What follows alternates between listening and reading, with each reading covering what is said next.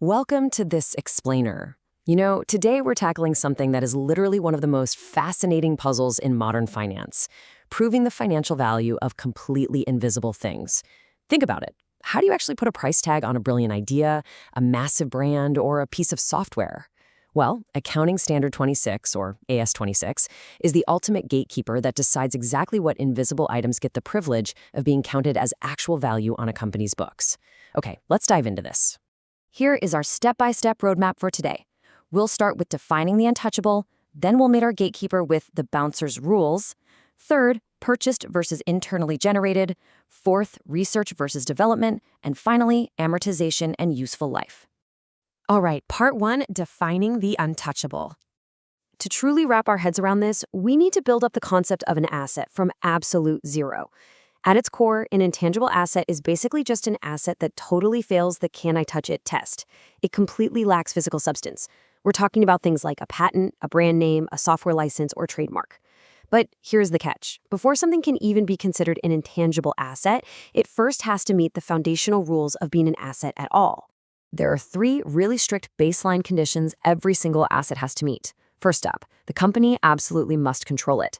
This generally means you can restrict other people from using it, usually through legal rights. Second, it's got to be expected to bring in future economic benefits, like extra cash or significant cost savings down the line. And third, it must have come from a past event. Having a great plan for the future, that doesn't count. The triggering event has to have already happened. And this brilliantly illustrates how those rules actually apply in the real world. A proprietary formula, a copyright, or a customer list that you legally own, those pass the test with flying colors. But look over at the other side. A highly skilled workforce or incredibly deep customer loyalty, they completely fail the test. Why? Well, it all comes back to that first rule, control. You simply do not control if a customer decides to walk away or if your best employee decides to quit. So no matter how ridiculously valuable they are to the business, they are not accounting assets.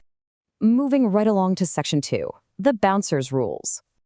Okay, so we've defined what an intangible asset actually is, but now we face the recognition test. This is where we find out if our invisible item really makes it onto the financial books. The source material uses a fantastic analogy here. Just meeting the definition of an asset is not enough to get past the velvet rope.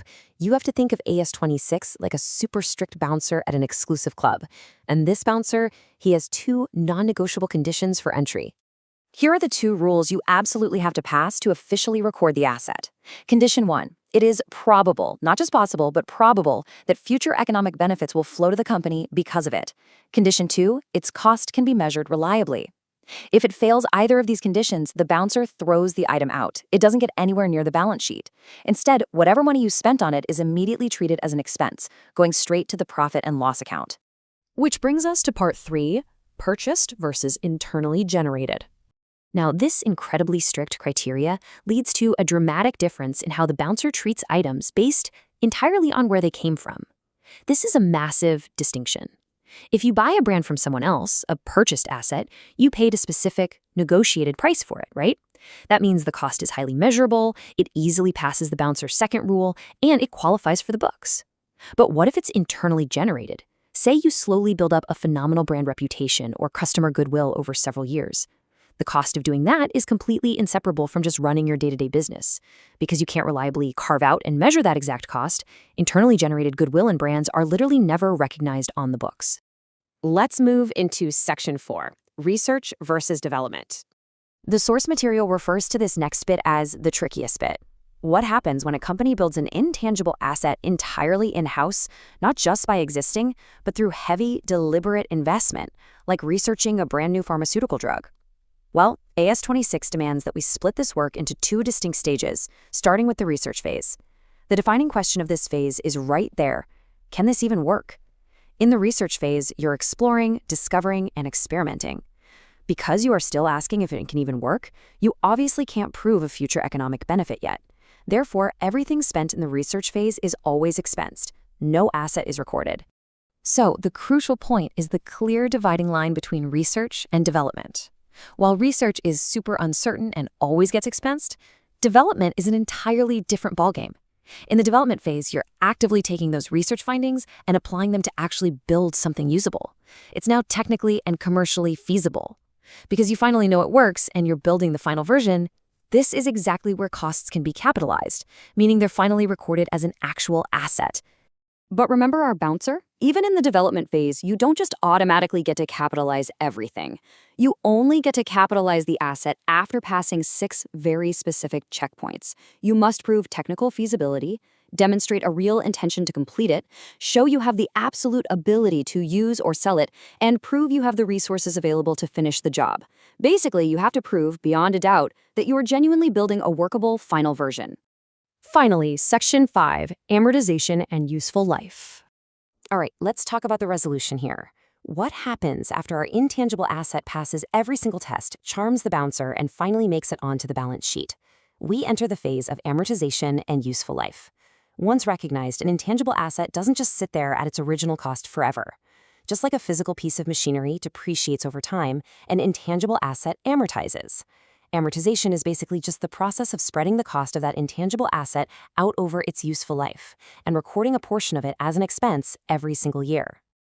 Now, what's really interesting about this slide is this specific number, 10. Under AS 26, the general baseline assumption is that the useful life of an intangible asset is no more than 10 years. However, this 10-year rule is what they call a rebuttable presumption. It is not an absolute hard cap. If a company has really strong, compelling evidence that their specific intangible asset is going to have a useful life way longer than a decade, they can challenge this presumption and actually extend the amortization schedule. But the burden of proof is entirely on them to make that case. Which leaves us with this final thought. We've seen just how intensely strict AS26 really is, how it requires absolute control, reliable cost measurement, and technical feasibility. It effectively bars massive internal value drivers, like incredibly loyal customers or a brilliant workforce, from ever seeing the light of day on a balance sheet. So I leave you with this question. In an increasingly digital, idea-driven world, do these strict accounting rules truly capture the full value of a company's invisible assets? It's definitely something to chew on the next time you're evaluating the real worth of the companies shaping our future. Thank you so much for joining me for this explainer, and keep exploring.